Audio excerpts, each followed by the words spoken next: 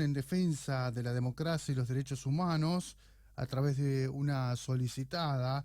Ellos reclamaron por la democracia, los derechos humanos, puntualmente por lo ocurrido en la provincia de Formosa, cuando se informó el centro de atención que estaba montado por el gobierno de Gildo Infran, y en donde a causa de esas denuncias hubo un conflicto y fueron detenidas 2 concejales de Juntos por el Cambio. Nosotros estamos en comunicación con Sandra Pita, investigadora del CONICET y también firmante de esta solicitada. Sandra, gracias por atendernos. Buen día, ¿cómo estás?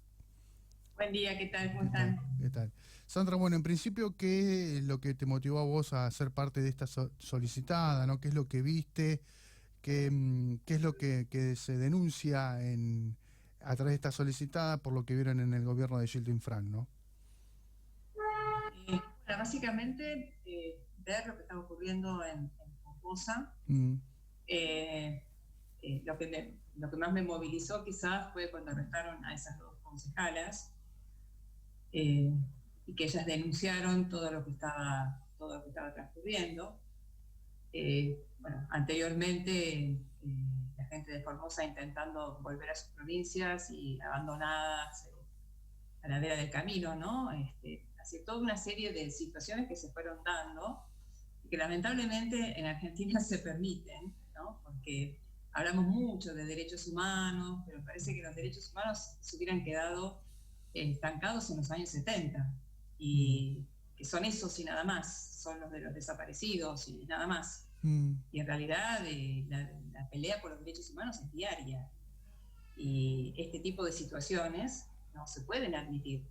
Se puede admitir que en un país haya una provincia donde se trate así a su población, donde estaban en centros que ellos llamaban de aislamiento y que más sí. parecían de detención.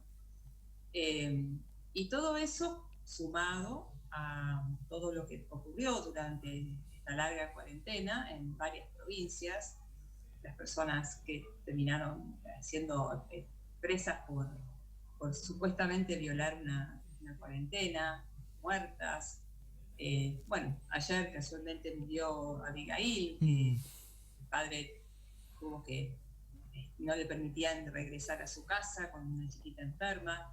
Es decir, se dio como una especie de sucesivas violaciones a los derechos humanos en gran parte del país y yo siempre me quedé muy sorprendida por qué los organismos que han peleado tanto por los derechos humanos, que nos movilizaron a todos con lo de Santiago Maldonado en aquel 2017, creo que fue 2017, sí. si no recuerdo, no han dicho absolutamente nada de estas cosas. Mm, Y la excusa que tienen es que hay una pandemia y que en todos lados ocurre. No, no es así. No en todos lados hay violaciones tan sistemáticas y tan eh, de los derechos humanos. Y digo sistemáticas porque al no interrumpirse, al no tomar una acción, esto sigue ocurriendo y parece que en muchas provincias la única manera de evitar la circulación es tratar a la gente como si fuesen prisioneros, mm. ¿no? Em, Cuando hay otras maneras de hacerlo. claro, puntualmente en ese No centro te de... escucho muy bien, disculpame, tu volumen lo tengo muy bajo. A ver ahora, ¿ahí me escuchás mejor? Ahora mejor, sí, sí. En ese centro de aislamiento, bueno, recordemos un poco lo que ocurrió allí en Formosa, Sandra. ¿Qué considerás vos que violó los derechos humanos puntualmente en ese centro de aislamiento? Bueno, primero que lo llevaban en forma obligatoria, hicieron algo que desde la salud pública es totalmente equivocado, que es mezclar personas que son asintomáticas, que uno no sabe si son asintomáticas o realmente no tienen el virus, con personas que ya tenían la patología, que ya presentaban síntomas, o personas que eran asintomáticas, pero que supuestamente tenían el virus. Eso desde la salud pública te digo que es un error garrafal. Ponerlos a todos juntos en un ámbito en forma obligatoria, no permitir tener tan pocos recursos para toda esa población, cuando muy bien podrían haber hecho esas cuarentenas en sus domicilios. Es decir, no creo que sea difícil para Formosa que esa gente pueda hacer cuarentenas en sus domicilios. Otra cosa, por ejemplo, lo compararon con Capital Federal, ¿no? Bueno, Capital Federal se habilitaron hoteles, donde las personas iban voluntariamente y con todos los cuidados. Ahí no hubo violación. Si hubiera habido alguna pequeñísima violación de derechos humanos, se imaginan que con la gran cantidad de kirchneristas que hay en Cava, hubieran el primero en recibir agua un poquito tibia, ya hubieran dicho que era una violación a los derechos humanos. No, en este caso realmente fue contra su voluntad, no les daban, les hacían hisopados en forma frecuente y los resultados no se los daban o se los transmitían verbalmente sin dar, digamos, desde el punto de vista sanitario, violaron todas las normas éticas habidas y por haber. Y violaron los derechos humanos de esas personas, ¿no? ¿Sigue funcionando ese centro a raíz de todas estas denuncias? ¿Qué información tenés actualmente, Sandra, de esto? Tengo entendido que en algunos lugares lo desarmaron antes de que lo visitara el secretario de Derechos Humanos. Tengo entendido eso, no sé. Y después, bueno, lo emprolijaron un poquito para que pareciera más normal la cosa, pero no sé muy bien en qué está esa situación. Ayer escuché a la concejala Neme y creo que dijo que sí, que se mantenía, pero estaría mintiendo porque no. Sería bueno poder ir a Formosa, ¿no? Totalmente. Creo que algunos diputados, hubiera sido bueno que hubieran ido antes, inclusive, pero bueno, más vale tarde que nunca. Te corro un poquito del tema para preguntarte por la vacuna, Sandra. Empezó ya a vacunar Ciudad Autónoma de Buenos Aires en el día de hoy. Bueno, todo este debate en torno a la demora también de las dosis que se habían comprometido a brindar. ¿Es una cuestión económica o de producción de Gamaleya el hecho de la demora? Quizás vos tenés un poco más de información en esto. Bueno, en principio mi crítica fundamental siempre fue que no había información y no había datos. Hoy apareció apareció la publicación en The Lancet de la fase 3. Que hay que analizarla, porque la publicación de la fase 2 fue muy deficiente. Entonces, bueno, hay que analizarla. En principio es una publicación que solamente los voluntarios son solamente rusos. Eso es una dificultad muy grande por el tipo de plataforma que ellos usan para la vacuna.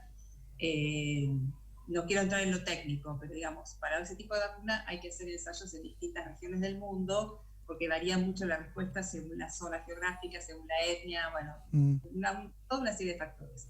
Pero bueno, finalmente tenemos algo para ver, porque no teníamos nada para ver. Pero The Lancet es una revista prestigiosa, ¿no, Sandra? The Lancet es una... Claro, lo irregular de todo esto es que veníamos pidiendo, aunque fuese esta información, que la vamos a analizar y que se va a analizar en todo el mundo, no solamente acá, antes de la autorización. Y resulta que ellos la autorizan y esta información recién sale ahora. Ni siquiera presentaron... Ahora están diciendo que la ANMAT ya la tenía. Bueno, si la tenía, la tendrían que haber hecho pública. Hicieron con las vacunas serias en todos los países que se consideran serios. Así que yo esa vacuna, hasta tanto no saber mejor y no analizar mejor esta fase 3, que aparentemente, por lo que dicen, por lo menos en los voluntarios rusos, hay que ver qué pasa en Argentina. Porque la vacuna puede no funcionar en algunos países. Sí, ahí hay una plataforma en sí. Una ratificación de Goyan, Sandra, de la vacuna, ¿no? En Twitter, bueno, destacando el excelente desempeño de la Sputnik en el resultado de la fase 3, ensayo clínico que aparece hoy en la prestigiosa revista científica de salud de Lancet, tanto en eficacia como en efectos adversos, ¿no? Eso dice Goyan recién, ahora en Twitter. Sí, bueno, el nivel de análisis de Goyan para mí es despreciable. Es una persona que, la verdad que nunca lo tengo en cuenta, disculpen, es una opinión personal. Vamos a suponer que funcione bien, ¿no? Vamos a suponer que está todo bien, perfecto. Entonces, me parecería excelente. la vacunación. Ahora, hay un tema de producción. Claro. Eso pasa con todas las vacunas. Sí. Porque no, digamos, esto fue una emergencia, no se sabía cuál iba a ser autorizada.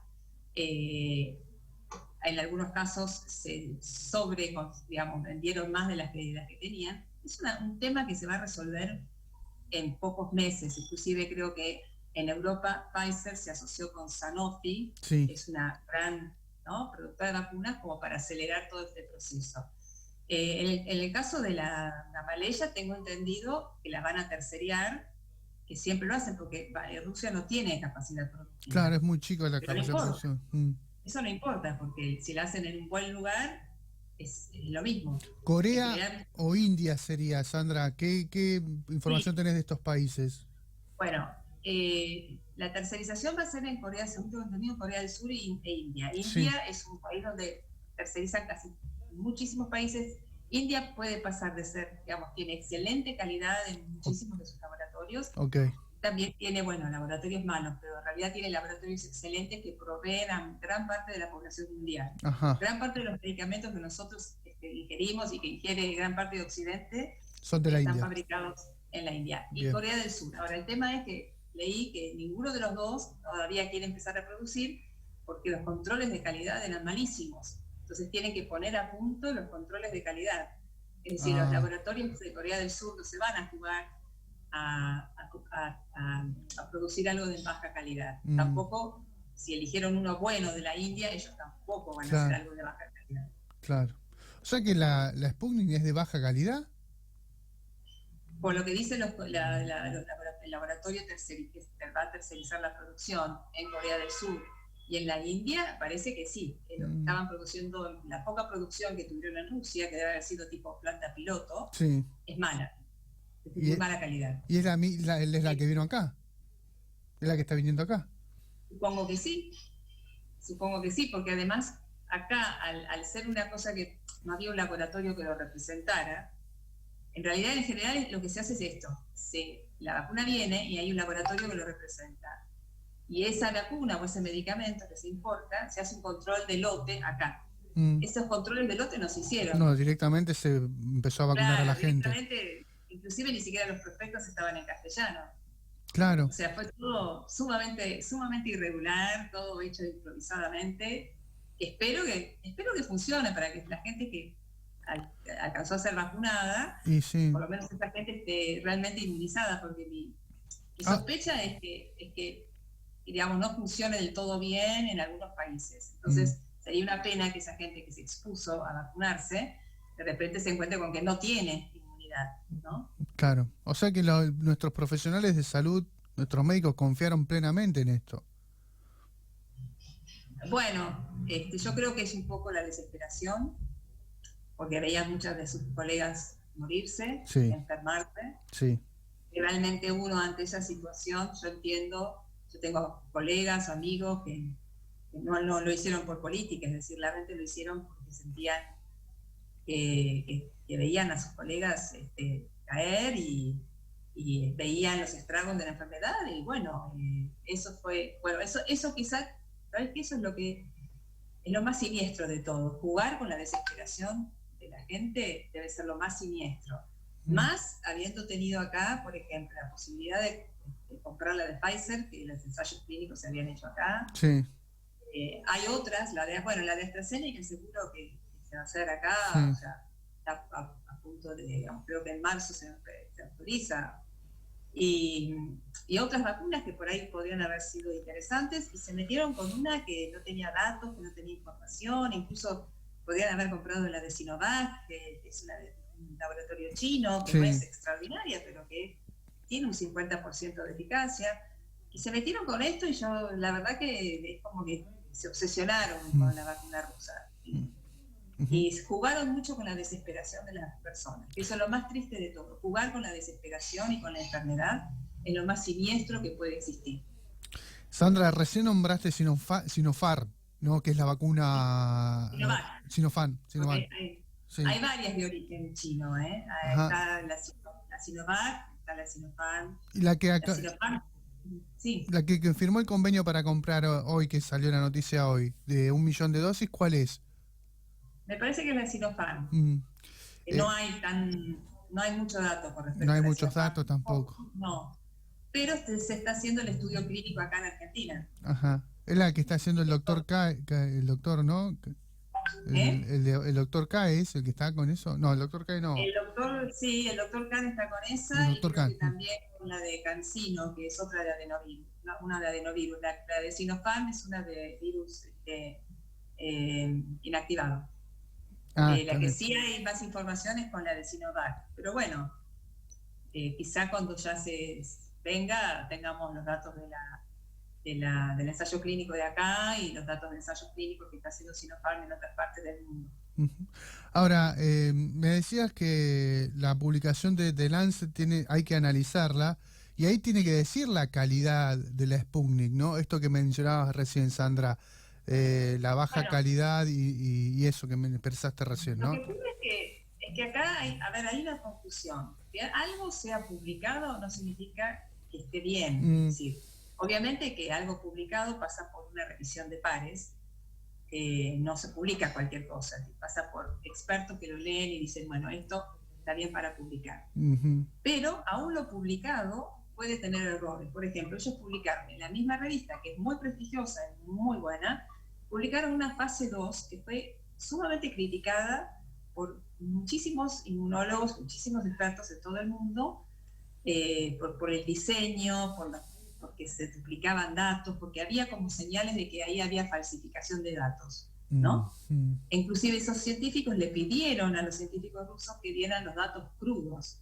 Los datos crudos significa, bueno, dame todos los datos y yo analizo estadísticamente y corroboro. Y ellos se negaron, dijeron que la publicación estaba perfecta, que había sido aprobada por pares, pero esa publicación siempre estuvo como manchada. Ajá. Ojo que las revistas muchas veces retractan papers. Lancet tuvo que retractar en su historia 2 papers bastante importantes. Uno fue relacionado con la vacuna y el autismo, ¿no? Un paper de los años 90 que relacionaba vacunas con autismo y que lo tuvieron que retractar porque era todo mentira. Al médico que publicó eso le sacaron la matrícula. Inclusive eso fue la génesis del movimiento antivacuna en el mundo. Claro. Y después el año pasado, The Lancet tuvo que retractar otros sobre la hidroxicloroquina. Es decir, incluso revistas prestigiosas tienen que retractar a veces papers, porque la ciencia es dinámica. Sí.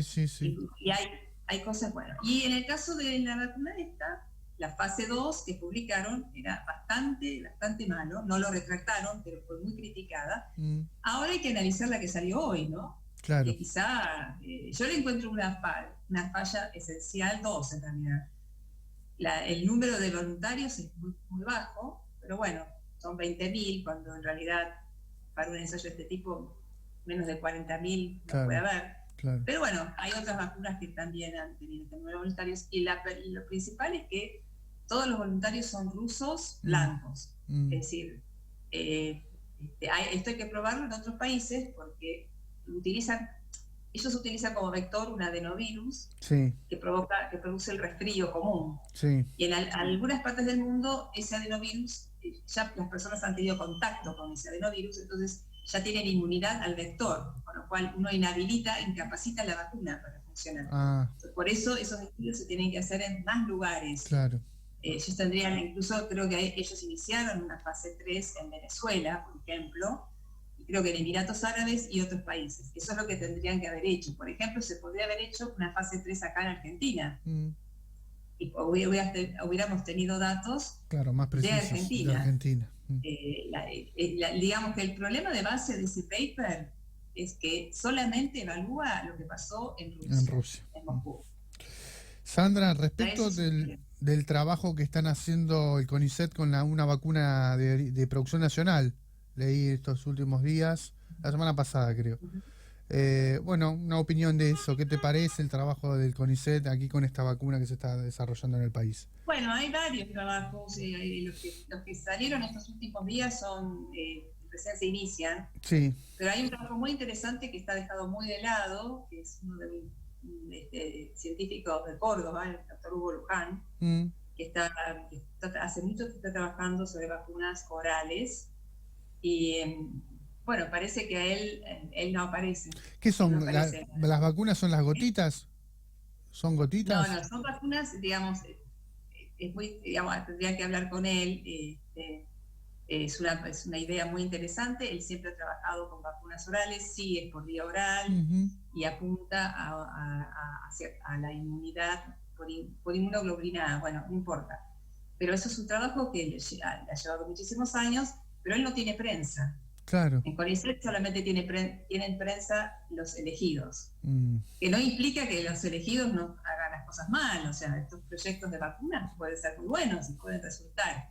Pero me refiero a que se le da prensa a algunas cosas, a algunas personas que se eligen, y no se le da prensa a otras que han estado trabajando hace años en estos temas. Sandra, te agradecemos estos minutos, muy amable. No, muchas gracias a ustedes. Gracias, gracias. Ahí está, es Sandra Pita, investigadora del CONICET, bueno, justamente